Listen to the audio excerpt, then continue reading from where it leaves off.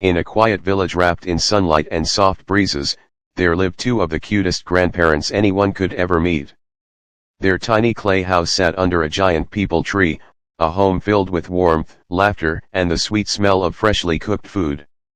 Every morning, Amma swept the courtyard humming old folk songs, while Appa watered the plants with a smile brighter than the rising sun. They did every little household chore with love, never complaining, never hurrying, just enjoying the beauty of a simple life. But this peaceful home changed completely whenever their grandchildren visited.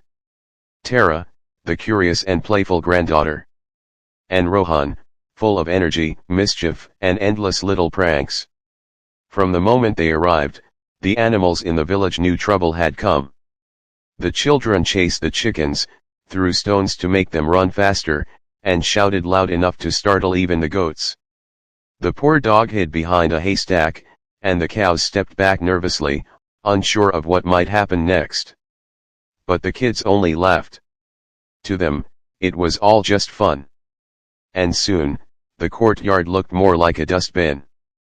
Wrappers, fruit peels, and toys thrown everywhere. Amma watched quietly from the doorway, eyes soft, not angry, but sad. Appa sighed when he saw the mess. But instead of scolding, the two shared a gentle glance. A look that said, "It's time to teach them a lesson they will never forget." That evening, as the sun dipped into shades of honey and orange, Amma and Appa called the children. With a mysterious smile, Appa handed each child a tiny lantern. "Follow us," he said. And off they went, walking through the garden, past the animals, toward the open fields glowing with fireflies. The air felt magical, as if the village itself was waiting for them. Appa sat on a stone and looked at the children. "My dears," he said softly, "do you know why our village shines so brightly?" The children shook their heads. Amma told them, "Because everything here is alive, and everything listens." "Listens what listens?" Appa tapped the ground gently. "The earth listens. The animals listen. Even the trees listen." He looked at the children with warm, wise eyes. "When you hurt the animals, when you throw garbage." His voice grew softer, "you hurt our home."